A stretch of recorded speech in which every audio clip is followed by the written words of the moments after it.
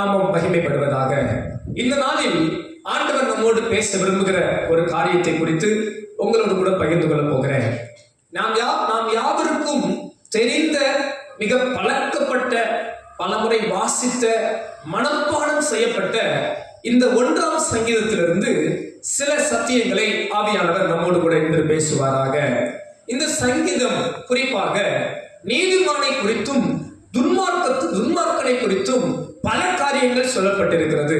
நீதிமானுடைய செயல்கள், துன்மார்க்கனுடைய செயல்கள், இன்னும் பல ஆவிக்குரிய சத்தியங்களை இந்த சங்கீதத்திலிருந்து நாம் எடுத்துக்கொள்ளலாம், கற்றுக்கொள்ளலாம், நாம் புரிந்து கொள்ளலாம், தியானிக்கலாம். இந்த காலை நேரத்தில் ஆவியானவர் என் உள்ளத்தில் போட்ட ஒரு காரியத்தை குறித்து உங்களோடு பகிர்ந்து கொள்ள போகிறேன்.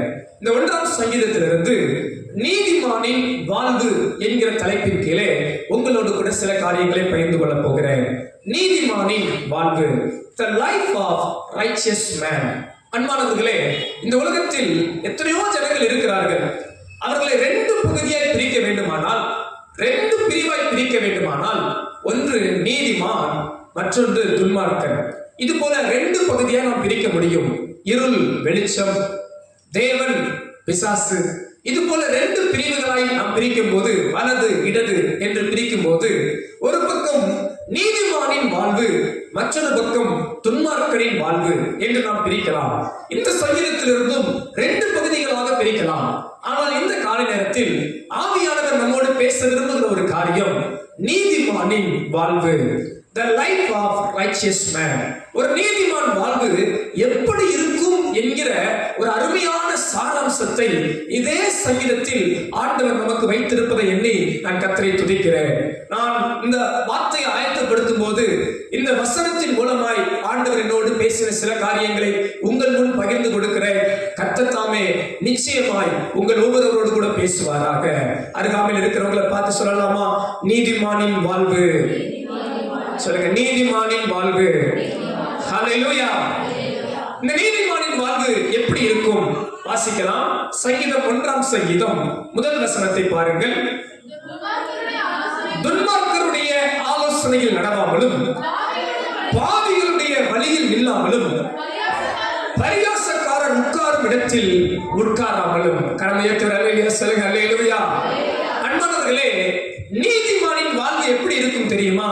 முதல் காரியம், நீதிமானின் வாழ்வு வேறு பிரிக்கப்பட்ட வாழ்வு, அது பிரித்தெடுக்கப்பட்ட வாழ்வு, அது விசேஷமான வாழ்வு, அது ஒரு வித்தியாசமான வாழ்க்கை. முதல் காரியம், நீதிமானின் வாழ்வு வேறு பிரிக்கப்பட்ட வாழ்வு. அருமையாய் இந்த முதல் வசனம் இப்படியாக ஆரம்பிக்கிறது. ஆங்கிலத்திலே blessed man என்று ஆரம்பித்திருக்கும். தமிழிலே இந்த வசனம் துன்மார்க்கருடைய ஆலோசனை நடவாதவன், பாவிகளுடைய வழியில் நில்லாதவன், பரியாசக்காரன் உட்காரும் இடத்தில் உட்காராமல் இருக்கிறவன், இப்படிப்பட்டவர்கள் தான் நீதிமான்களா இருக்கிறார்கள். கரம் உயர்த்தி அல்லேலூயா சொல்லலாமா? அல்லேலூயா.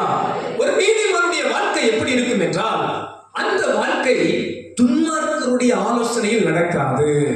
அன்பானவர்களே, இன்றைக்கு எத்தனையோ விதமான ஆலோசனைகள் உண்டு, எத்தனையோ விதமான வழிநடத்துதல் உண்டு.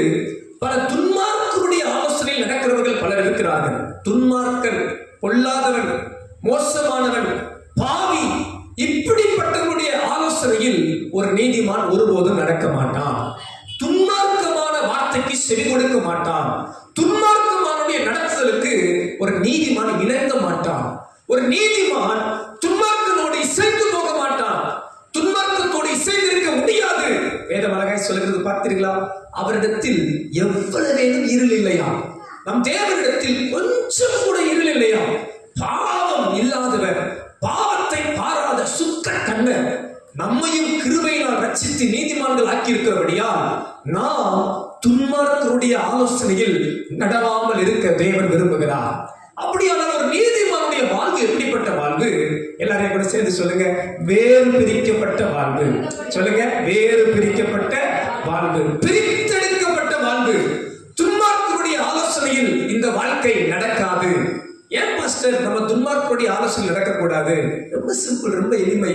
துன்மார்க்கனுடைய ஆலோசனை துன்மார்க்கமா இருக்கும். துன்மார்க்கனுடைய ஆலோசனை நலமா இருக்காது. துன்மார்க்கனுடைய ஆலோசனை துன்மார்க்கமா இருக்கிறபடியால் ஒரு நீதிமான் அப்படிப்பட்ட ஆலோசனைக்கு நாம் செவி கொடுக்க கூடாது. எத்தனை பேர் ஆமென் சொல்றீங்க? அல்லேலூயா. அடுத்து பாருங்களேன், பாவிகளுடைய வழியில் நில்லாமலும்.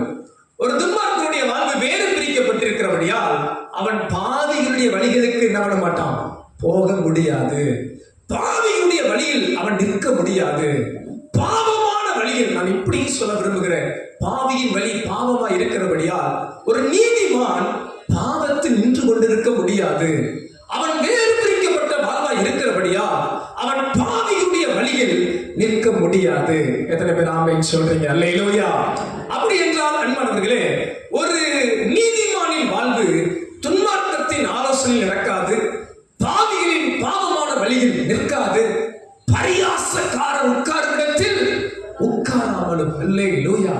சோத்திரம். ஆண்டவர் பாருங்க, நம்ம எதை கேட்கணும், எங்க உட்காரணும், எதை செய்யணும் கூட கற்றுக் கொடுத்திருக்கிறார் பாருங்க. ஒரு நீதிமானின் வாழ்க்கை வேறு பிரிக்கப்பட்ட வாழ்க்கை. அதை அப்போஸ்தலன் பவுல் அழகாய் சொல்லுகிறார். எபேசியர் எழுதின நிருபம் 4ஆம் அதிகாரம் 1ஆம் வசனத்தை கவனிப்பீர்கள் என்றால், எபேசியர் 4:1 கவனியுங்கள். எபேசியர் 4ஆம் அதிகாரம் 1ஆம் வசனம்.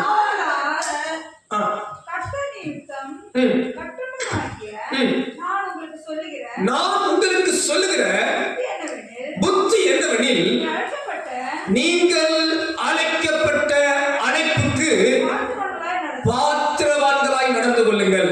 அன்பானவர்களே, இந்த எபேசு சபையாருக்கு ஆவியானவர் அப்போஸ்தலன் பவுல் மூலமாய் சொல்லுகிற ஒரு புத்தியை பாருங்கள்.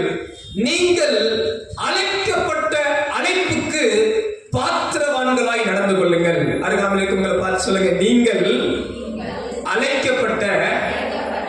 சொல்றதுக்கு சங்கடப்படக்கூடாது, உங்களுக்கு தூக்கலாம் வரக்கூடாதுன்றக்காக சொல்றேன். பக்கத்துல கை பிடிச்சு சிரிச்சுக்கிட்டே சொல்லுங்க, நீங்கள் அழைக்கப்பட்ட அழைப்புக்கு பாத்திரவான்களாய் நடக்க வேண்டும். அல்லேலூயா. நம்மை கர்த்தர் எப்படிப்பட்ட அழைப்பினால் அழைத்திருக்கிறார்? நம்மை நீதிமான்களாய் இருக்கும்படி அழைத்திருக்கிறார்.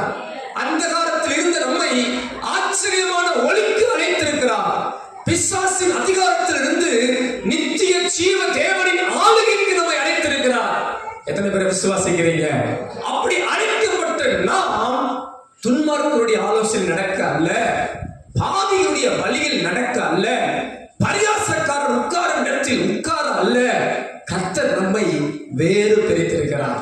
நீங்கள் படிக்கிற இடத்தில், வேலை ஸ்தலத்தில், நீங்கள் இருக்கிற பகுதிகளில், வாழ்கிற இடத்தில் ஒன்றை புரிந்து கொள்ளுங்கள், நீங்களும் நானும் இயேசுவின் இரத்தத்தால் கழுவப்பட்ட நீதிமான்கள்.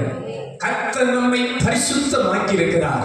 கரைதரையற்ற மனவாட்டியாய் வாழும்படி, ஒரு பரிசுத்தத்தை காத்துக் கொள்ளும்படி, உள்ளான பரிசுத்தத்தை காத்துக் கொள்ளும்படி கர்த்தர் நம்மை முன்குறித்து வந்திருக்கிறார். ஹல்லேலூயா. நம்ம ரொம்ப ஒரு புது ட்ரெஸ் போட்டோம்னா, அது ஒயிட் அண்ட் ஒயிட் போட்டுட்டோம்னா எவ்வளவு கவனமா இருப்போம் சொல்லுங்க.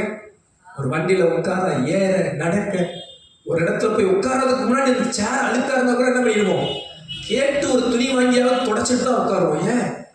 ஒயிட் ட்ரெஸ் துவைக்க கஷ்டம் பாஸ்டர். அப்படியா? இல்ல, புது ட்ரெஸ், ஒயிட் அண்ட் ஒயிட், இது கரைபடக்கூடாது. வெளிப்படையான ஒரு 1000 ரூபாய் 2000 ரூபாய் விலை மதிப்பான ஒரு ஆடை கரைபடக்கூடாது என்று எவ்வளவு காத்துக்கொள்ள பிரயாசப்படுகிறோம். உள்ளான ஆத்மாவும் விலையேற பெற்ற இரத்தத்தினால் கழுவப்பட்டு சுத்திகரிப்பை பெற்ற நாம் இந்த உள்ளான ஆத்மாவை கரைபடாதபடி ஒரு வேறு பிரிக்கப்பட்ட வாழ்வு வாழ தேவன் நம்மை அழைத்திருக்கிறார். கரங்களை சேர்த்து அல்லேலூயா சொல்லலாமா? அல்லேலூயா. அப்படியானால் அன்பானவர்களே, ஒரு நீதிமானின் வாழ்வு எப்படிப்பட்ட வாழ்வு? அது வேறு பிரிக்கப்பட்ட வாழ்வு. துன்மார்க்கத்தின் ஆலோசனையில் நடக்காது, பாவிகளின் வழியில் நிற்காது, பரியாசக்காரர். இதை ரொம்ப கவனித்துக் கொள்ள வேண்டும். கடைசி நாட்களில் பரியாசக்காரர்கள் எழும்புவார்கள். பரியாசக்காரர்களின் அடையாளம் என்ன தெரியுமா?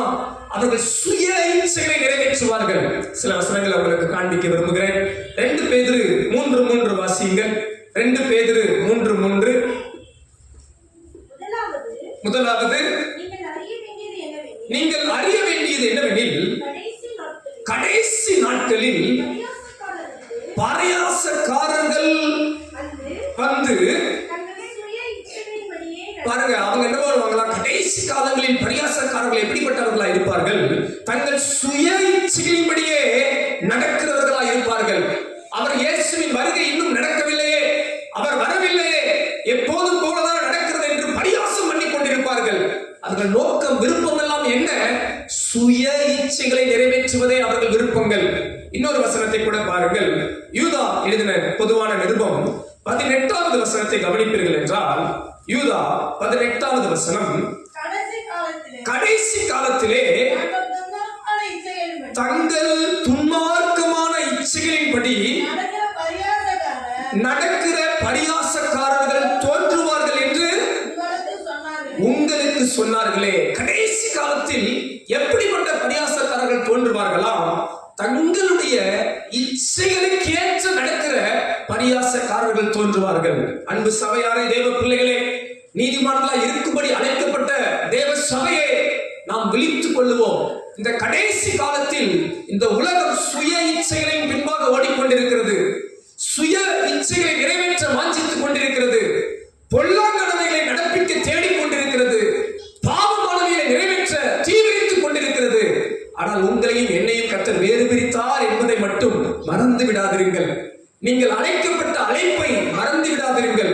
உங்களுக்கு தேவன் கொடுத்த விலையேற பெற்ற ரட்சிப்பை மறந்து விடாதிருங்கள். தேவன் உங்களுக்கு கொடுத்த விலையேற பெற்ற கிருபையை இழந்து போகாதிருங்கள். நீங்களும் நானும் ஒரு வேறு பிரிக்கப்பட்ட வாழ்க்கை வாழ கர்த்தர் நம்மை முன்குறித்திருக்கிறார். எத்தனை பேர் விசுவாசிக்கிறீங்க? அல்லேலூயா. அது எப்படிப்பட்ட வாழ்வு? துன்மார்க்கருடைய ஆலோசனை நடக்காது, பாவிகளுடைய வழியில் நில்லாது, தங்கள் சுய இச்சைகளை நிறைவேற்ற விரும்புகிற பரியாசக்காரர்களுடைய உட்காரும் இடத்தில் இது உட்காராது. இது வேறு பிரிக்கப்பட்ட வாழ்க்கையா இருக்கிறது. எத்தனை பேர் ஆமென் சொல்றீங்க? அல்லேலூயா. வேதம் சொல்லுகிறது, எபேசியர் 5ஆம் அதிகாரம் 4ஆம் வசனம், எபேசியர் 5ஆம் அதிகாரம் 4ஆம் வசனம் கவனிப்பீர்கள் என்றால், எபேசியர் 5:4, அப்படியே வம்பும் புத்தியீனமான பேச்சும் பரியாசமும் தகாதவைகள் ஸ்தோத்திரம் செய்தலே தகும். ஆமென் சொல்லுங்க. அல்லேலூயா. பாருங்க, நமக்கு தகாதவைகள் சில உண்டு அன்பானவர்களே. துன்மார்க்கமான ஆலோசனை நமக்கு தகாது, பாவிகளுடைய வழி நமக்கு தகாது, பரியாசக்காரர் உட்காரும் இடத்தில் உட்கார்வது நமக்கு தகாதவைகள். நமக்கு தகுவது தகும், நமக்கு செய்யக்கூடிய சில உண்டு. நீதிமான்களாய் அழைக்கப்பட்ட நாம் ஸ்தோத்திரம் செய்தலே தகும். கரங்களை அசைத்து அல்லேலூயா சொல்லலாமா? அல்லேலூயா. அப்ப முதல் காரியம் என்ன? நீதிமானின் வாழ்வு எப்படிப்பட்ட வாழ்வு? வேறு பிரிக்கப்பட்ட வாழ்வு. எல்லாரும் சொல்லுங்க, வேறு பிரிக்கப்பட்ட வாழ்வு. கொஞ்சம் சிரிச்சுக்கிட்டே பக்கத்துல பார்த்து சொல்லுங்க, வேறு பிரிக்கப்பட்ட வாழ்வு. அல்லேலூயா. பாருங்க, ஆண்டவர் சலகை சொன்னார், நீங்கள் இந்த உலகத்தில் இருந்தாலும் நீங்கள் இந்த உலகத்துக்குரியவர்கள் அல்லவே. நம்முடைய குடியிருப்போ பரலோகத்தில் உண்டு. ஆமென் சொல்லுங்க. அல்லேலூயா. கர்த்தர் நம்மை வேறு பிரித்திருக்கிறார். ஆமென். இரண்டாவது காரியம் பார்க்கலாம், நீதிமானின் வாழ்வு எப்படிப்பட்ட வாழ்வு? சங்கீதம் 1:2 வசனத்தை பாருங்கள். கர்த்தருடைய வேதத்தில் பிரியமாயிருந்து இரவும் பகலும் அவருடைய வேதத்தில் தியானமாய் இருக்கிற மனுஷன் பாக்கியவான். அன்பானவர்களே, ஒரு நீதிமானின் வாழ்வு எப்படிப்பட்ட வாழ்வு? நீதிமானின் வாழ்வானது கர்த்தருடைய வசனத்தை மையமாக கொண்ட வாழ்வு. இங்க வேதம் அழகாய் சொல்லுகிறது, கர்த்தருடைய வேதத்தில் பிரியமாயிருந்து இரவும் பகலும் அவருடைய வேதத்திலே தியானமாய் இருக்கிற மனுஷன் பாக்கியவான். ரெண்டு பேரும் தனித்தனியா வைங்க, ரெண்டு பேரும் தனித்தனியா வைங்க. ஒருத்தங்களை பிரதர் வச்சுக்கோங்க, இன்னொருத்தங்க சிஸ்டர் வச்சுக்கோங்க. சரி, ரெண்டாவது காரியம் பாருங்க, எது நீதிமானின் வாழ்வு? கர்த்தருடைய வசனத்தை மையமாக கொண்ட வாழ்க்கை தான் ஒரு நீதிமானின் வாழ்வு. வேதம் சொல்லுகிறது, இரவும் பகலும் அவருடைய வசனத்திலே தியானமா இருக்கிற மனுஷன் தான் பாக்கியவானா இருக்கிறார். பக்கத்துல பார்த்து சொல்லுங்க, உங்களுக்கு எது தியானமா இருக்கு? இரவும் பகலும் கர்த்தருடைய வேதத்துல தியானமா இருந்தா நீங்கள் பாக்கியவான்கள். ஹல்லேலூயா. பாருங்க, ஒரு நீதிமானுடைய வாழ்க்கை தீர்மானம், முடிவு, அவன் எடுக்கிற ஒவ்வொரு முயற்சிகள் கர்த்தருடைய வசனத்தின்படி இருக்க வேண்டும், கர்த்தருடைய வார்த்தையின்படி இருக்க வேண்டும், கர்த்தருடைய சத்தியத்தின்படி இருக்க வேண்டும். கர்த்தருடைய வார்த்தைக்கு ஒப்பு கொடுத்து வாழ்வதுதான் ஒரு நீதிமானின் வாழ்வா இருக்க வேண்டும். அப்ப அன்பானவர்களே, இந்த காலத்தில் தாழ்மையா உங்களுக்கு சொல்கிறேன், ஒரு நீதிமானின் வாழ்வின் தீர்மானங்கள் அவனுடைய சுய விருப்பங்கள், ஏக்கங்கள் அல்ல, மாறாக கர்த்தருடைய வார்த்தையின்படி அவன் தீர்மானம் எடுப்பான். கர்த்தருடைய வார்த்தையை மையமாக வைத்திருப்பான். கர்த்தருடைய வசனத்தை இரவும் பகலும் தியானித்து அதை நிறைவேற்ற வாஞ்சிப்பான். அருகாமையை பார்த்து கேளுங்க, நீங்க டெய்லி பைபிள் வாசிக்கிறீங்களா? உங்க தீர்மானம் எல்லாம் வேத வசனத்தின் அடிப்படையில் இருக்கா? ஹல்லேலூயா. சிலர் பாருங்க, இஷ்டம் போல முடிவெடுப்பாங்க, இஷ்டத்துக்கு ஒரு முடிவெடுப்பாங்க. அன்பானவர்களே, நான் தாழ்மையா சொல்றேன், வேதம் சொல்லுகிறது உன் காரியத்தை கர்த்தரிடத்தில் ஒப்புவி, உங்கள் வழிகளை கர்த்தருடைய வசனத்துக்கேற்ற வழிகளாய் திருப்பிக் கொள்ளுங்கள். சின்ன தீர்மானமோ பெரிய தீர்மானமோ, வாழ்க்கையில, குடும்பத்துல, தொழிலில எந்த ஒரு தீர்மானம் எடுக்கும் போதும் சத்தியத்துக்கு புறம்பா ஒரு முடிவு எடுக்காதீங்க. வேத வசனத்துக்கு புறம்பா ஒரு தீர்மானம் எடுக்காதீங்க. வேத வசனத்தை மீறி ஒரு முடிவு எடுக்காதீங்க. உங்களுக்கும் எனக்கும் சட்டம் இந்த வேத புஸ்தகமே. ஒரு ஆமென் சொல்லுங்க. அல்லேலூயா. நம்ம தேசத்துக்கு நிறைய சட்டம் இருக்கு, தெரியுங்களா? என்னென்ன இருக்கு? உதாரணமா பைக் ஓட்டுறோம்னா என்ன, எப்படி எதுல போகக்கூடாது? ஒன்வேல தெரியல, ஒரு பக்கம் வர்ற பைக் நம்ம என்ன பண்ணக்கூடாது? போகக்கூடாது. ஆப்போசிட் டைரக்ஷன்ல என்ன பண்ணக்கூடாது? போகக்கூடாது. போனா அங்க டிராபிக் போலீஸ் இருந்தா ஃபைன், சௌத்திரம். அது மாதிரி நிறைய டேஞ்சர் இருக்கு, அது மாதிரி நிறைய ரூல்ஸ் அண்ட் ரெகுலேஷன் இருக்கு, சட்டங்கள் இருக்கு. உங்களுக்கு எனக்கும் நமது ஆத்மாவின் வாழ்வுக்கு தேவன் வைத்திருக்கிற வெளியேற பெற்ற சட்டம் இந்த வேத சட்டம். இந்த பிரமாணங்களை கற்றுக்கொள்வது நமக்கு பாக்கியமே. இன்றைக்கு அநேகருக்கு இந்த சத்தியம் தெரியாததுனாலதான் அவங்க விடுவிக்கப்படாம இருக்கிறாங்க. அவங்க ஆத்மாவுக்குள்ள இருந்து விடுதலை வரல, அவங்க ஆவியில ஒரு விடுதலை வரல, அவங்க வாழ்வு ஒரு விடுதலையாக்கப்படாத வாழ்வா இருக்கிறது. ஆண்டவர் அழகாய் சொன்னார், சத்தியத்தை அறிவீர்கள், சத்தியம் உங்களை விடுதலையாக்கும். ஒரு நீதிமானின் வாழ்வு எப்படி இருக்குன்னு கேட்டீங்கன்னா, இந்த வேத வசனத்தை மையமாக வைத்திருக்கணும். உங்க குடும்பத்துல கூட நான் தாழ்மையா சொல்றேன், உங்கள் குடும்பத்துக்குன்னு வேத வசனத்தின் அடிப்படையில் சில சட்டத்திட்டங்கள் இருக்கணும். எத்தனை பேர் என் கூட சேர்ந்து ஆமோதிக்கிறீங்க? ஞாயிற்றுக்கிழமையா சர்ச்சுக்கு தான், சர்ச்சுக்கு போகாம வெறும் செய்ய மாட்டோம். இது ஒரு வேத பிரமாணம். சபைக்கு குடிக்கிறத நம்ம விடக்கூடாது, ஒரு வேத பிரமாணம். ஜெபம் ஒரு வேத பிரமாணம். வேத வசனத்தை நேசிக்கணும், வாசிக்கணும், உண்மையா இருக்கணும், நீதியா வாழணும். இப்படி ஒரு வேத பிரமாணங்களை உங்க வீட்டுல வச்சுக்கிட்டீங்கன்னா உங்க தலைமுறை கர்த்தருடைய சந்ததியா இருக்கும் என்பதுல எந்த மாற்று கருத்து இல்லை. அல்லேலூயா. ஒரு நீதிமானின் வாழ்க்கை எப்படி இருக்குன்னு கேட்டீங்கன்னா, வேத வசனத்தை மையமாக வைத்த வாழ்வா இருக்கணும். வாழ்க்கை துணையை தெரிந்தெடுக்கிறீங்களா? அந்நிய நுகத்துல நீங்க பிணைக்கப்படக்கூடாது. ரட்சிக்கப்பட்ட தேவ பிள்ளைகளுக்கு தாழ்மையா சொல்றேன், நீங்க ஒரு ரட்சிக்கப்படாத ஒரு வாழ்க்கை துணையை தேடக்கூடாது. ரட்சிக்கப்படாத வாழ்க்கை துணையோடு நீங்க இணையணும்னு நினைக்க கூடாது. அன்பானவர்களே, அது உங்களுக்கு பெரிய ஒரு முழுக்கலா இருக்கும். வாழ்நாள் எல்லாம் ஒரு பெரிய சோதனையா இருக்கும். எத்தனையோ அபிஷேகம் பெற்றவர்கள், எத்தனையோ கிருபை பெற்றவர்கள், எத்தனையோ தேவனால் நேசிக்கப்பட்டவர்கள் அந்த இடத்துல தவறினதால் வீழ்ந்து போனதை நாம் பார்க்கிறோம். சாலமோன் பெரிய ஞானி, பெரிய ராஜா, விஸ்தாரங்களை பெற்றவர், வீழ்ந்து போனான். சிம்சோன் பயங்கரமான அபிஷேகம் பெற்றவன், வீழ்ந்து போனான். அன்பானவர்களே, நீங்க வேத பிரமாணத்தை மீறினீங்கன்னா, வேத சட்டத்தை மீறினீங்கன்னா நாம் ஆசீர்வாதமா இருப்பது கடினம். ஆனால் ஒரு நீதிமானின் வாழ்க்கை எப்படி இருக்குன்னு கேட்டீங்கன்னா, இரவும் பகலும் கர்த்தருடைய வேதத்தில் அவன் பிரியமா இருந்து அந்த வசனத்தை அவன் தியானிக்கிறவனா இருப்பான். எத்தனை பேர் ஆமென் சொல்றீங்க? அல்லேலூயா. சங்கீதம் 119 சங்கீதம் 97 வசனத்தை கவனியுங்கள். 119 சங்கீதம் 97 வசனத்தை கவனியுங்கள்.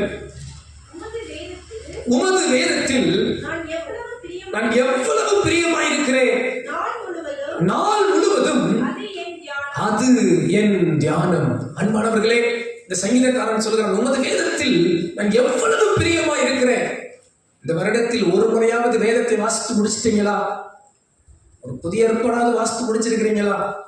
வாலிப பிள்ளைகள், இளம் பிள்ளைகள், ஒரு புதிய ஏற்பாடாவது இந்த வருஷம் வாசித்து முடிச்சீங்களா? இந்த வருஷம் கர்த்தருடைய வேதத்துல நீங்க எவ்வளவு பிரியமா இருந்தீங்க? கர்த்தருடைய வசனத்தை நீங்க எவ்வளவு வாசிச்சீங்க, நேசிச்சீங்க? சிலர் பாருங்க, வேதத்துல இருக்கிற பெயர்கள் கூட தெரிய மாட்டேங்குது. ஆபிரகாம் யாருன்னு கேட்டா இயேசுவுக்கு அப்பாவான்னு கேட்கிறாங்க. ஆபிரகாம்னா யாருன்னா யாரு? இயேசுவுக்கு அப்பான்னு கேட்கிறாங்க. சோத்திரம். நல்ல வேலை இயேசுவோட பிள்ளையான்னு கேட்காம போனீங்க. சோத்திரம். சிலருக்கு வசனம் தான் தெரியும். சபைக்கு வர்ற ஆட்களுக்கு, ஆண்டவர் அறிந்த ஆட்களுக்கு, ரட்சிக்கப்பட்ட ஆட்களுக்கு என்ன தெரியல? சபைக்கு இத்தனை வருஷம் வந்து ஒரு முறை கூட படிக்க தெரிந்தவங்களை சொல்றேன், படிக்க இயலாமல் இருக்கிறவங்க நான் சொல்லலை, நல்லா வாசிக்க தெரிந்தவங்களுக்கு ஒரு நேரம் எடுத்து ஒரு 10 நிமிஷம் வேதத்தை வாசிக்க அதுல என்ன இருக்கு என்று அறிந்து கொள்ள விருப்பம் இருக்கா? அன்பானவர்களே, ஒரு நீதிமான் வாழ்வு எப்படி இருக்குன்னு கேட்டீங்கன்னா, கர்த்தருடைய வசனத்தை மையமாக வைத்து அவன் வாழ்வான். அவனுடைய முடிவு, அவனுடைய தீர்மானம், அவன் எடுக்கிற ஒவ்வொரு திட்டங்கள் வேத வசனத்துக்கு புறமா இருக்கவே இருக்காது. இது நீதிமானின் வாழ்வு. அவன் விருப்பம் எல்லாம் இரவும் பகலும் கர்த்தருடைய வேதத்தில் பிரியமா இருந்து அதை செய்ய அவன் வாஞ்சிப்பான். கரங்களை அசைத்து சொல்லலாமா? அல்லேலூயா. எது நீதிமானின் வாழ்வு? கர்த்தருடைய வசனத்தை மையமாக கொண்ட வாழ்வு. மூன்றாவது காரியம் பார்க்கலாம். நீதிமானின் வாழ்வு எப்படிப்பட்டது? சங்கீதம் 1:3 பார்க்கலாம். சங்கீதம் 1 சங்கீதம் 3 வசனம். அவன் நீர்க்கால்களின் ஓரமாய் நடப்பட்டு தன் காலத்தில் தன் கனியை தந்து இலையுதிராதிருக்கிற மரத்தை போலிருப்பான். ஆமென். அன்பானவர்களே, நீதிமானின் வாழ்வு எப்படிப்பட்ட வாழ்வு? அது ஒரு ஆசீர்வாதமான வாழ்வு. பக்கத்துல பார்த்து சொல்லுங்க, ஆசீர்வாதமான வாழ்வு. அல்லேலூயா. வேதம் சொல்கிறது, அவன் நீர்க்கால்களின் ஓரமாய் நடப்பட்டவன். இந்த வேதம் இந்த நீதிமானின் வாழ்க்கையை ஒரு மரத்திற்கு ஒப்பிடுகிறது. இந்த மரம் எப்படிப்பட்ட மரமா? இது நீர்க்கால்களின் ஓரமாய் நடப்பட்ட மரம். இது வாய்க்கால் ஓரமாய் நடப்பட்ட மரம். இந்த வாழ்வு ஆசீர்வாதமாய் இருப்பதின் சொல்வதற்கு நோக்கம் என்ன? இந்த மரத்துக்கு தேவையானதெல்லாம் கிடைக்கும். இந்த மரமானது எங்கேயோ ஒரு வறண்ட நிலத்தில் அல்ல, எங்கேயோ ஒரு பாலைவனத்தில் அல்ல.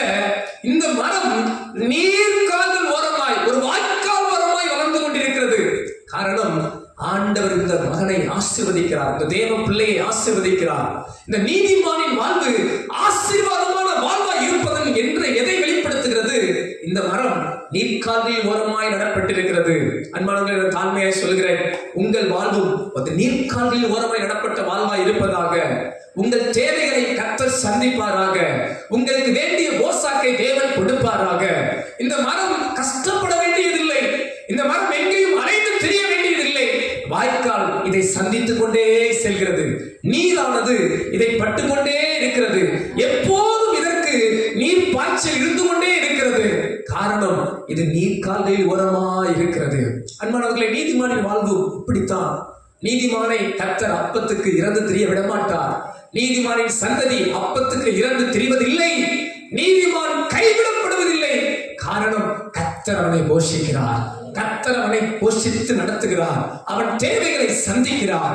உங்களுக்கு இன்னது தேவை என்று உங்கள் பரமபிதா அறிந்திருக்கிறார். அருகாமையில் இருக்கவங்களை பார்த்து சொல்லுங்க, உங்க தேவையெல்லாம் கர்த்தர் சந்திக்க வல்லவராக இருக்கிறார். அல்லேலூயா.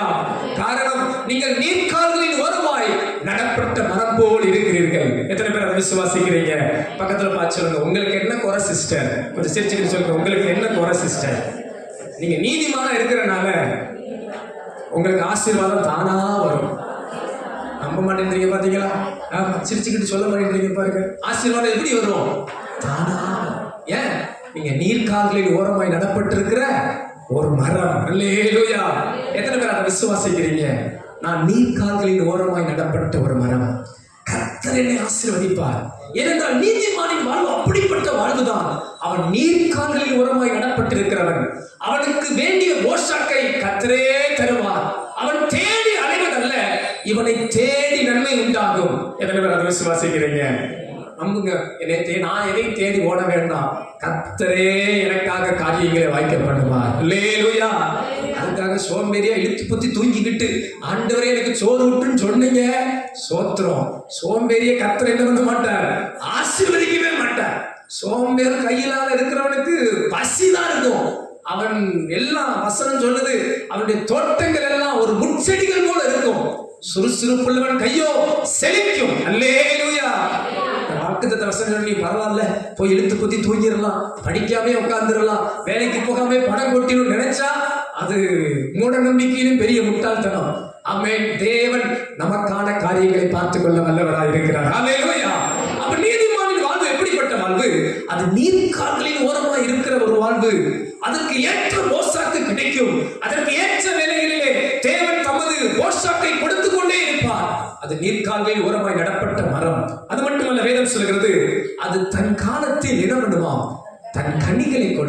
ஹல்லேலூயா. இது கனி கொடுக்கும். நீதிமான் கனி கொடுப்பான். சொல்லுங்க, நீதிமான் கனி கொடுப்பான். சொல்லுங்க ஹல்லேலூயா. துன்மார்க்கன் தனக்கு கிடைக்காதான் காத்துக்கிட்டு இருப்பான்.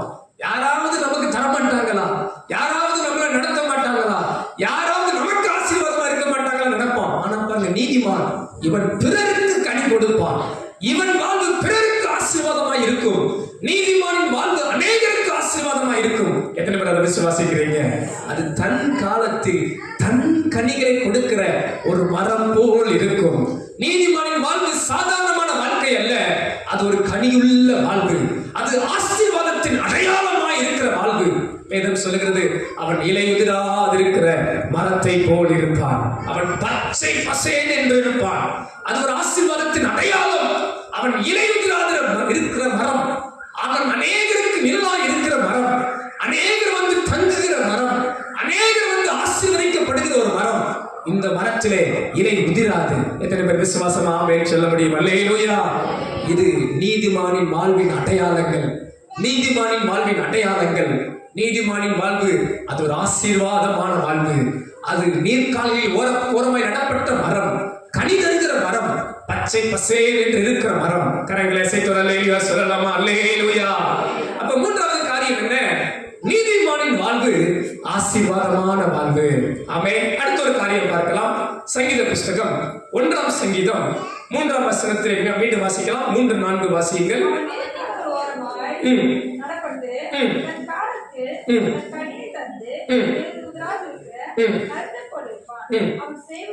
அவன் செய்வதெல்லாம் வாய்க்கும்.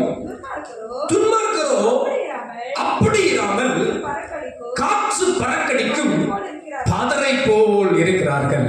அன்பானவர்களே, இந்த காலை நேரத்தில் நீதிமானின் வாழ்வை குறித்து ஆண்டவர் நம்மோடு இடைப்பட்டுக் கொண்டிருக்கிறார். நாம் ஏற்கனவே ஒரு 3 காரியங்களை பார்த்தோம். நீதிமானின் வாழ்வு வேறு பிரிக்கப்பட்ட வாழ்வு. நீதிமானின் வாழ்வு வசனத்தை மையமாக கொண்ட வாழ்வு. நீதிமானின் வாழ்வு அது ஒரு ஆசீர்வாதமான வாழ்வு. 4வது ஒரு காரியம், இந்த வார்த்தை எனக்கு ரொம்ப பிடிக்கும். நீதிமானின் வாழ்வு ஒரு வெற்றியுள்ள வாழ்வு. வேதம் சொல்கிறது, அவன் செய்வதெல்லாம் வாய்க்கும். பக்கத்துல சொல்லுங்க, அவன் செய்வதெல்லாம் வாய்க்கும். சொல்லுங்க, நீங்க செய்வதெல்லாம் வாய்க்கும். பக்கத்துல சொல்லுங்க, நீங்க செய்வதெல்லாம் வாய்க்கும். சொல்லுங்க, நான் செய்வதெல்லாம் ஹல்லேலூயா வாய்க்கும். ஏனென்றால் நீதிமானின் வாழ்க்கை எப்படிப்பட்ட வாழ்க்கையா? வெற்றியுள்ள வாழ்க்கை. அன்பானவர்களே, நாம் வேறு பிரிக்கப்பட்டு கர்த்தருடைய வசனத்தை பற்றி வாழ்ந்தோம்னா ஆண்டவர் நமக்கு கொடுக்கிற வாக்குத்தத்தங்கள் நமது வாழ்விலே வெற்றி நிச்சயம். அவன் செய்வதெல்லாம் வாய்க்கும். எத்தனை பேர் அதை நம்புறீங்கன்னு எனக்கு தெரியல. அன்பானவர்களே, நீங்க உண்மையா வேறு பிரிக்கப்பட்ட கர்த்தருடைய வசனத்தை மையமா வச்சு வாழ்ந்தீங்கன்னா, நான் தாழ்மையா சொல்றேன், கர்த்தர் உங்கள் கையின் பிரயாசங்களை ஆசீர்வதிப்பார். நீங்க கையிட்டு செய்கிற எல்லாவற்றையும் வாய்க்க பண்ணுவார். நீங்க செய்வது வாய்க்கும். உங்க படிப்பு ஜெயமா இருக்கும். உங்க எதிர்காலம் ஜெயமா இருக்கும். உங்க குடும்பம் ஒரு ஜெயமுள்ள குடும்பமா இருக்கும். உங்க வாழ்க்கை ஒரு ஜெயமுள்ள வாழ்க்கையா இருக்கும். எத்தனை பேர் அதை விசுவாசிக்கிறீங்க? அல்லேலூயா. ஆண்டவர் வெற்றி சிறந்தார். இயேசு அழகா சொன்னார், உலகத்தை நான் ஜெயித்தேன். அல்லேலூயா. உபத்திரம் இருந்ததுதான், உபத்திரம் இருக்குதான், சோதனை இருக்குதான். ஆனாலும் நான் என்ன பண்ணிட்டேன்? உலகத்தை ஜெயித்தேன். தேவனால் பிறப்பதெல்லாம் உலகத்தை ஜெயிக்கும். அன்பானவர்களே, ஒரு நீதிமானின் வாழ்க்கை எப்படி இருக்குன்னு கேட்டீங்கன்னா, அது ஒரு ஜெயமுள்ள வாழ்க்கையா இருக்கும். அவன் செய்வது வாய்க்கும். படிக்கிற பிள்ளைகளே, உங்களுடைய படிப்பு வெற்றியா இருக்கும். வாலிப பிள்ளைகளே, உங்க எதிர்காலம் வெற்றியா இருக்கும். அன்பான சகோதர சகோதரிகளே, உங்க குடும்ப வாழ்வு ஜெயமா இருக்கும். நீதிமானின் வாழ்வை கர்த்தர் வெற்றி சிறக்க பண்ணுவார். நீதிமானின் வாழ்வு தோற்று போவதல்ல, அந்த நீதிமானை உயர்த்த தேவன் வல்லவராய் இருக்கிறார். அல்லேலூயா. பாருங்க, இதே ஒரு வார்த்தையை ஆண்டவர் யோசுவாவுக்கு சொல்லுவார். பாருங்களேன், யோசுவாவின் புஸ்தகம் 1ஆம் அதிகாரம் 8ஆம் வசனத்தை கவனிப்பீர்கள் என்றால், யோசுவா 1:8.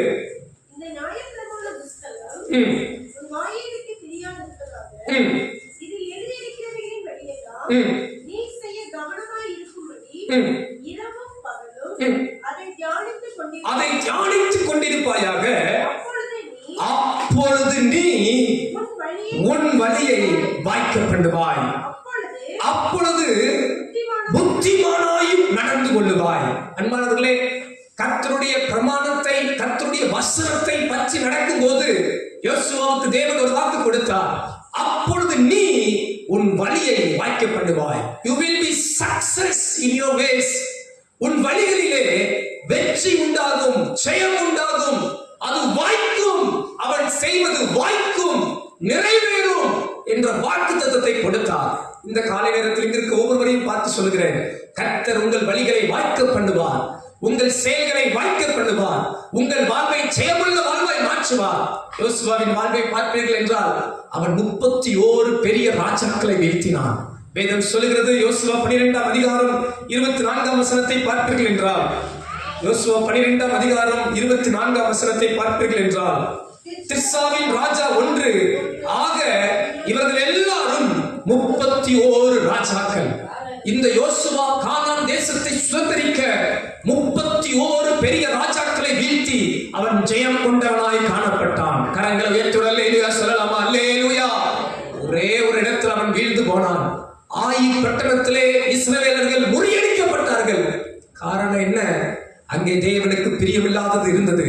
அவர்கள் வேறு பிரிக்கப்பட்டு வாழ்ந்து வாழாமல் துன்மார்க்கத்தின் வாழ்வை அவர்கள் வாழ்ந்தபடியால் அங்கே விழுந்து போனார்கள்.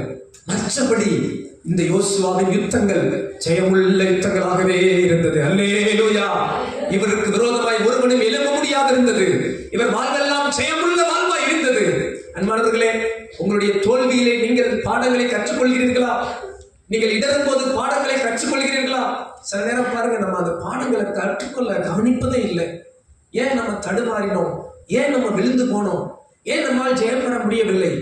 ஏன் ஆண்டவர் என்னோடு இல்லை என்கிற பாடங்களை பல நேரங்களில் தேவ பிள்ளைகள் கற்றுக்கொள்ள தவறி விடுகிறார்கள்.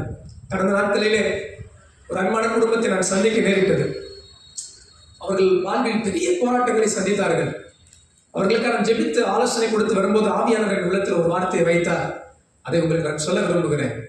சில நேரம் நமது வாழ்விலே எளிமையா சில பாடங்களை ஆண்டவர் கற்றுக் கொடுக்க நினைக்கும் போது நீங்க கற்றுக்கொள்ளலன்னா கடினமா அந்த பாடங்களை நீங்க கற்றுக்கொள்ள நேரிடும்.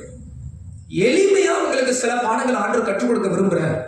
சின்ன விதத்துல, சின்ன தோல்வியில, இல்ல சின்ன கஷ்டத்துல, சின்ன நெருக்கத்துல நீங்க கற்றுக்கொள்ள தவறுவீர்கள் என்றால் கடினமா தான் அந்த பாடத்தை நீங்க கற்றுக்கொள்ள நேரிடும். இதற்கு இஸ்ரவேல் ஜனங்கள் நமக்கு ஒரு பெரிய உதாரணம். அவங்க தவறும் போதெல்லாம் ஆண்டவர் தீர்க்கதரிசிகளை அனுப்பி கொண்டே இருந்தார், உணர்த்தி கொண்டே இருந்தார். அவங்க தவற சுட்டி காண்பித்துக் கொண்டே இருந்தார். அப்பெல்லாம் அவங்க அது பெருசா நினைச்சுக்கல, அவங்க பெருசா அதை குறித்து கவலையே படல. ஆனா பின்னாட்கள் அவங்க எப்ப கற்றுக்கொள்றாங்கன்னா, அவங்க சிறையிருப்புக்கு போன போது, பாபிலோன் தேசத்தில் அடிமைகளாக விற்கப்பட்ட போது, ஐயோ நாங்கள் பாவம் செய்தோம் என்று உணர்கிறார்கள். அன்பான தெய்வ பிள்ளைகளே, சின்ன தோல்வியில சில பாடங்களை கற்றுக்கொள்ளுங்க. ஏன் இந்த இடத்துல நான் விழுந்தேன்? ஏன் இந்த இடத்துல நான் தவறினேன்? ஏன் எனக்கு இந்த காரியம் வாய்க்கல? என்ன குறை என்னிடத்தில் இருக்கிறது? எது நிமித்தம் எனக்கு தேவன் ஆசீர்வாதத்தை தடை பண்ணிட்டார் என்று நீங்கள் உணர்வீர்கள் என்றால் நீங்கள் பாக்கியவானாய் இருப்பீர்கள். வேதத்தில் அருமையான ஒரு வசனம் எனக்கு ரொம்ப பிடிக்கும். தன் பிள்ளைகளை உணர்கிறவன் யார்? அன்பான தேவ பிள்ளைகளே, நீதிமானின் வாழ்வு ஒரு வெற்றியுள்ள வாழ்வாய் இருக்கும் என்று கர்த்தர் வாக்குரைத்திருக்கிறார்.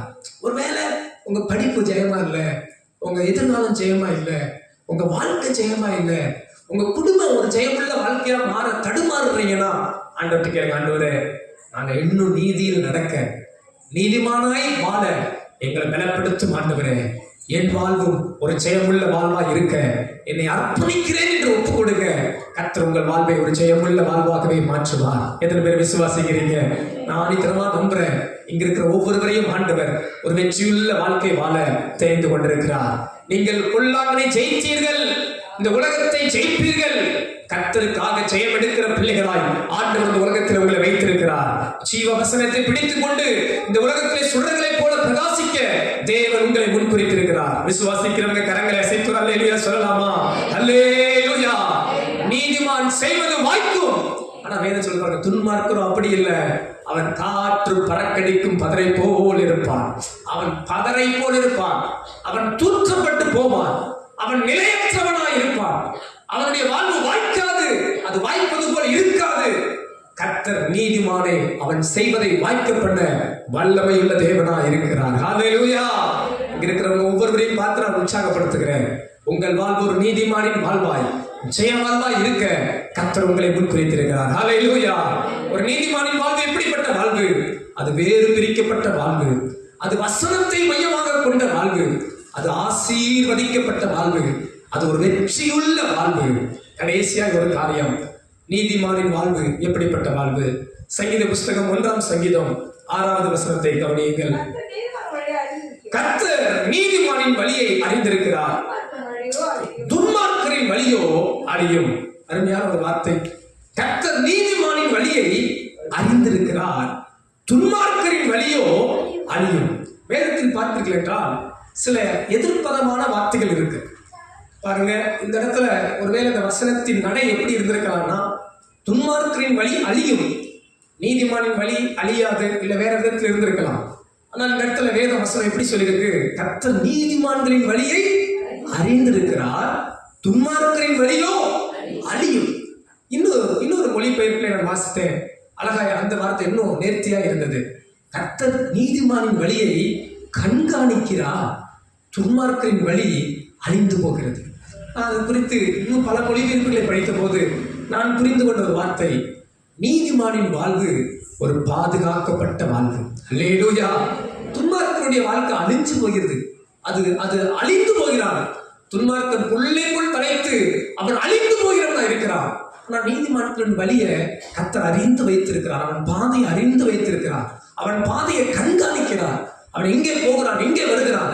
உள்ள கையில் தேவன் நம்மை வரைந்து வைத்திருக்கிறார். உன்னை தொடுகிறவன் என் கண்மணியை தொடுகிறவன் என்று வாக்குரைத்திருக்கிறார். அவருக்கு சித்தமில்லாமல் நமது தலைமுடிகள் விழாது என்று வாக்குரைத்திருக்கிறார். அப்போ ஒரு நீதிமானின் வாழ்வு பாதுகாக்கப்பட்ட வாழ்வு. இங்க இருக்கிற ஒவ்வொருவரையும் பார்த்து சொல்கிறேன், உங்க வாழ்க்கையை கர்த்தர் கரத்தில் வைத்திருக்கிறார். ஏசு அழகாய் சொல்கிறார், என் கரத்தில் உள்ளதை ஒருவனும் பறிக்க முடியாது. நீங்கள் அவர் கையுக்குள்ளான ஆடுகள், அவர் மேய்ச்சலின் ஆடுகள். அவரே நமது பிரதான மேய்ப்பராய் இருக்கிறார். எந்த தீங்கும் என்னை அணுகாது. சொல்லுங்க, பாவம் என்னை அணுகாது, சாபம் என்னை அணுகாது, தீங்கும் என்னை அணுகாது. தீங்கில்லை, தீங்கில்லை, அவர் ரத்தத்தில் நான் கழுவப்பட்டிருக்கிறேன். ஹல்லேலூயா. எனது வாழ்வு ஒரு பாதுகாப்பான வாழ்வு. சொல்லுங்க, என் வழியை என் தேவன் அறிந்திருக்கிறார். நான் போற இடத்துல என்ன அவர் கண்காணிக்கிறார். அப்பா கண் இமையில் இருக்கிற வரைக்கும் பிள்ளை சேஃபா இருக்கும். கோழி குஞ்ச பார்த்துக்கிட்ட வரைக்கும் யாரும் தொட முடியாது. அதுபோல ஆண்டவர் நம்மை தூக்கி சுமந்து தாங்கி சுமந்து நம்மை கண்காணித்துக் கொண்டே இருக்கிறார். அன்பானவர்களே, உங்களை என்னை பாதுகாக்கிற ஒரு தேவன் இருக்கிறார். நீதிமானின் வழியை தேவன் அறிந்து வைத்திருக்கிறார், கண்காணித்துக் கொண்டிருக்கிறார். துன்மார்க்கரின் வழிதான் அழியும், அவன் சடுதியில் நாசமடைவான். வேதம் துன்மார்க்கனை குறித்து சொல்கிறது, அவன் சடுதியில் நாசமடைவான். நீதிமானின் வாழ்வு அப்படி அல்ல. கர்த்தர் கண்ணோக்கமா இருப்பார், கண்ணோக்கமா இருந்து ஏற்ற வேளையிலே அவனது வாழ்வை தேவன் உயர்த்தி ஆசீர்வதிக்க வல்லவராய் இருக்கிறார். எத்தனை பேர் விசுவாசிக்கிறீங்க? என் வாழ்வு ஒரு பாதுகாப்பான வாழ்வு. கர்த்தர் கரத்தில் நான் இருக்கும் வரை எனக்கு தேவன் அந்த பாதுகாப்பை வைத்திருக்கிறார். எத்தனை பேரை கூட சேர்ந்து ஆமோதித்து அல்லேலூயா சொல்ல முடியும்? அல்லேலூயா. அன்பானவர்களே, இந்த அருமையான சங்கீதத்திலிருந்து ஒரு 5 காரியங்களை உங்கள் முன் வைத்தேன். நான் பலமுறை வாசித்த சங்கீதம், மனப்பாடம் செய்த சங்கீதம். ஆனால் பாருங்கள், அந்த சங்கீத பகுதிகளிலே ஒரு நீதிமானின் வாழ்க்கை எப்படி இருக்கிறது என்ற பாடத்தை ஆண்டவர் நமக்கு கற்றுக் கொடுக்கிறார். மறந்து விடாதிருங்கள், ஒரு நீதிமானின் வாழ்வு வேறு பிரிக்கப்பட்ட வாழ்வு. அன்பானவர்களே, நீங்கள் உலகத்தோடு ஒத்து வாழ நினையாதிருங்கள், உலகத்துக்கு ஒத்த வேஷம் தரிக்க நினையாதிருங்கள். நீங்கள் வேறு பிரிக்கப்பட்டவர்கள் என்பதை மறந்து விடாதிருங்கள். 2வது காரியம், இந்த நீதிமானின் வாழ்வு வசனத்தை மையமாக கொண்ட வாழ்வு. வேத வசனத்தை மையமாக வைத்து தீர்மானம் எடுங்கள், கர்த்தர் உங்களை ஆசீர்வதிப்பார். நீதிமானின் வாழ்வு ஆசீர்வாதமான வாழ்வு. அது நீர்க்காலில் ஓரமாய் நடப்பட்ட மரம், கனி கொடுக்கிற மரம். ஏதோ பிறரை எதிர்பார்த்தல்ல, இந்த மரமே கனி கொடுக்கும், இந்த கனி அநேகருக்கு ஆசீர்வாதமா இருக்கும். இது இலையுதிராக இருக்கிற மரம், ஆசீர்வாதமான வாழ்வு. நீதிமானின் வாழ்வு வெற்றியுள்ள வாழ்வு. அவன் செய்வது வாய்க்கும், நீங்கள் செய்வது வாய்க்கும், படிப்பு வாய்க்கும், எதிர்காலம் வாய்க்கும், வேலை வாய்க்கும், குடும்பம் வாய்க்கும், கர்த்தர் காரியங்களை வாய்க்க பண்ணுவார். அல்லேலூயா. வெற்றியுள்ள வாழ்க்கை தேவன் வாக்குரைத்திருக்கிறார்.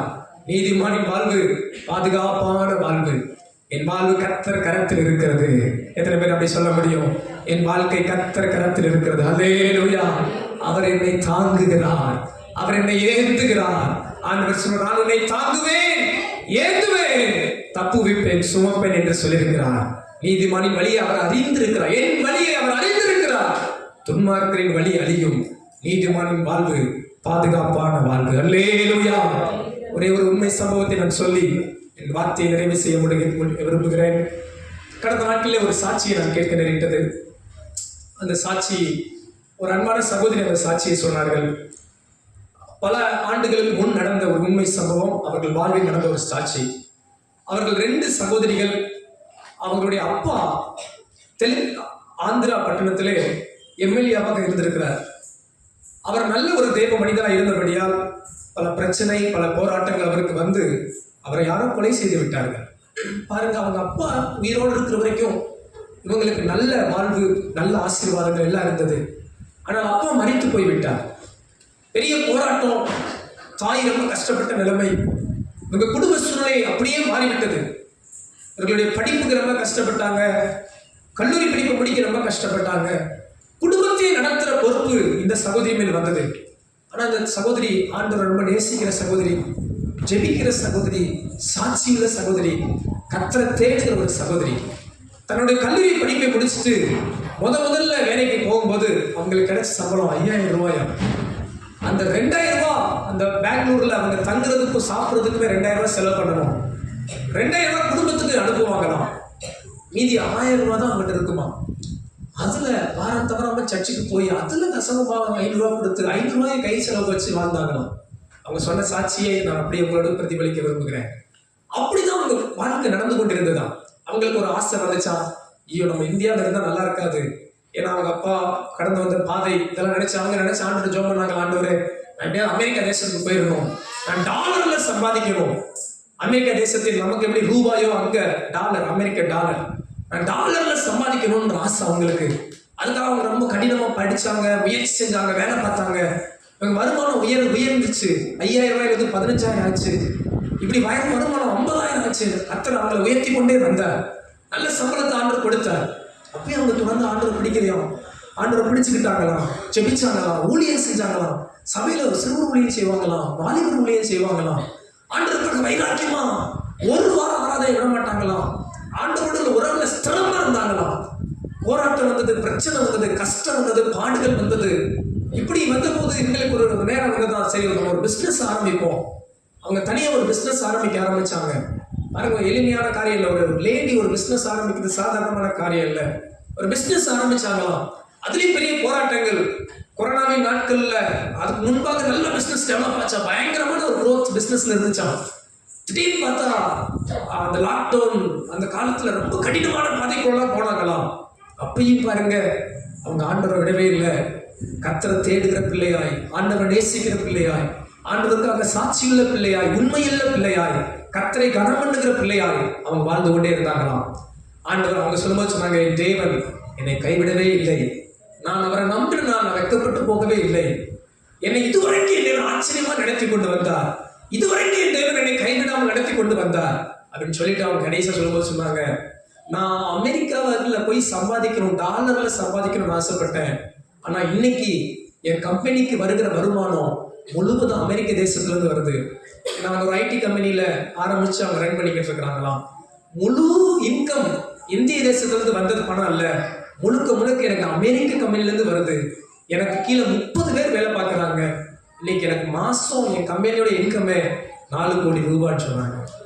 பாருங்க, ஒரு நாள் அவங்க ஒரு 5000 ரூபாய்க்கு கஷ்டப்பட்டு உழைச்சு ஒன்றும் இல்லாம இருந்து அதுல கர்த்தருக்கு உண்மையா நீதிமானாய் ஆண்டவரை பற்றி கொண்டு வாழ்ந்த தேவ பிள்ளை. எனக்கு இந்த சாட்சி கேட்கும்போது நான் ரொம்ப சந்தோஷப்பட்டேன். வேதவசனம் பொய்யல்ல, நீதிமான் பனையை போல செழிப்பான். அன்பு தெய்வ பிள்ளைகளே, இந்த வார்த்தையை நீங்க எப்படி கேட்குறீங்கன்னு எனக்கு தெரியல. ஆனா நான் உங்களை உற்சாகப்படுத்துறேன். இந்த வசனத்தை நீங்க ஆணித்தரமா விசுவாசிச்சு கர்த்தருடைய சத்தியத்தின்படி நீங்கள் உங்களை ஒப்பு கொடுத்து வாழ்வீர்கள் என்றால் நிச்சயம் சொல்ல முடியும், உங்கள் வாழ்வு நிச்சயமாகவே ஒரு ஆசீர்வதிக்கப்பட்ட வாழ்வாக இருக்கும். இந்த 1ஆம் சங்கீதத்தில் சொல்லப்பட்டது போல நீங்கள் ஒரு வேறு விதிக்கப்பட்ட வாழ்வு வாழ, வசனத்தை மையமாக கொண்ட வாழ்வு வாழ, ஒரு ஆசீர்வாதமான வாழ்வு வாழ, ஒரு வெற்றியுள்ள வாழ்வு வாழ, கர்த்தர் கரத்தில் ஒரு பாதுகாப்பான வாழ்வு வாழ நான் எப்போதும் உங்களுக்காக ஜெபிக்கிறேன். கர்த்தர் உங்களை ஆசீர்வதிப்பாராக.